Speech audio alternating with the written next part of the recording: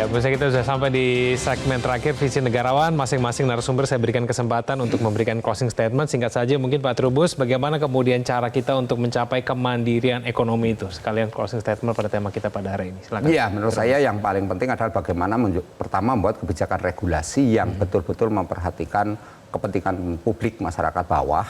Dalam bahasa keren kita sebut masyarakat berpenghasilan rendah.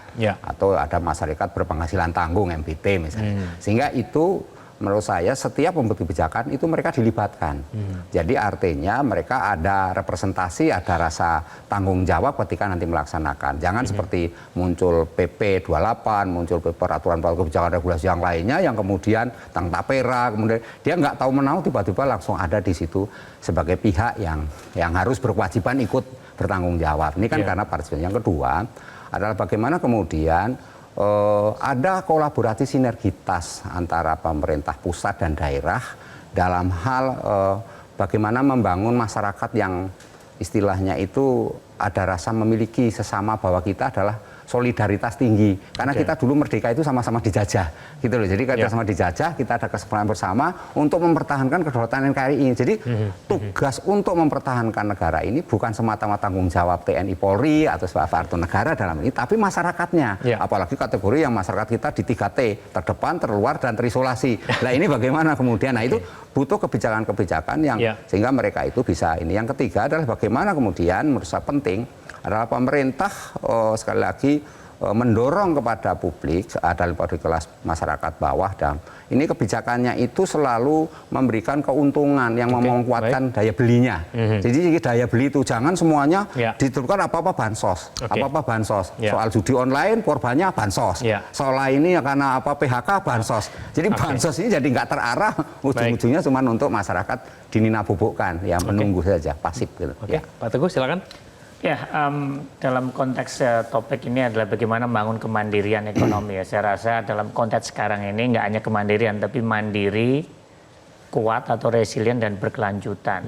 Dalam konteks ini memang membutuhkan sebuah visi, misi dan aksi nyata di mana kita punya visi jangka panjang bagaimana kita membangun perekonomian nasional yang kuat, bagaimana kita menumbuhkan kelas menengah yang kuat, bagaimana kita menumbuhkan tadi pengusaha kecil, usaha kecil menengah, mikro menengah itu bisa berkembang dengan baik dengan memberikan kebijakan afirmasi di awal, tetapi kita juga mendorong mereka bisa naik kelas, memiliki produk yang berkualitas dan bisa go internasional. Tetapi yang diperlukan adalah memang kebijakan yang konsisten dan persisten dari pemerintah.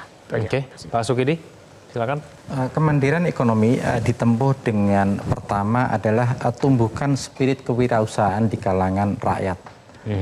Dan itu butuh satu visi tentang agama yang memberikan korelasi langsung terhadap etos kerja yang tinggi, disiplin, kejujuran, dan orientasi pada kemajuan itu sendiri. Agama harus didorong untuk menjadi penopang utama dalam proses kewirausahaan itu sendiri. Itu pertama. Yang kedua adalah kemandirian ekonomi itu hanya bisa ditempuh antara lain melalui pendidikan yang berkualitas. Karena itu tugas pemerintah untuk memperbaiki infrastruktur pendidikan, perbaiki kualitas kesejahteraan guru, perbaiki sistem pembelajaran, dan terutama dirikan the center of excellence di kantong-kantong kemiskinan agar mereka memperoleh pelayanan terbaik di bidang pendidikan.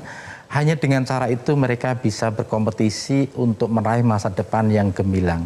Ketiga adalah hentikan tradisi korupsi itu sendiri, karena korupsi itulah yang menghambat ekonomi kita untuk maju, yang merobohkan kemandirian ekonomi kita. Korupsi adalah eksploitasi di kalangan penyelenggara negara terhadap nasib rakyat miskin itu sendiri. Karena itu enough is enough, cukup.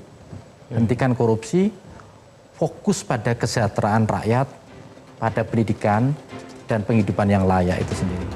Oke, semoga diskusi kita didengarkan oleh pihak-pihak terkait dan memberikan manfaat bagi orang banyak. Pak Sukidi, Pak Teguh, dan juga Pak Trubus, terima kasih sudah bergabung sama kami di Visi Negarawan. Pemirsa, melalui pidato berjudul Indonesia Menggugat pada 1930, Bung Karno mengkritik berbagai aturan pemerintah kolonial yang menguntungkan imperialisme modern. Bung Karno menyebut imperialisme modern adalah kejahatan karena menjadikan bumi putra di Hindia Belanda sebagai bangsa kaum buruh.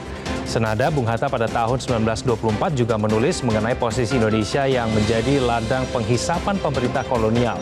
Ernest Renan mengatakan nasionalisme adalah keinginan besar untuk mewujudkan persatuan dalam bernegara. Menurut Profesor Sumitro Joyo Hadikusumo, pertumbuhan saja tidak cukup.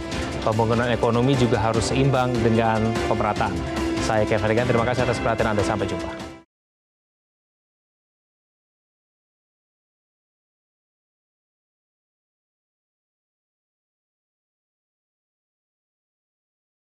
Jelajahi cara baru mendapatkan informasi. Download Metro TV Extend sekarang.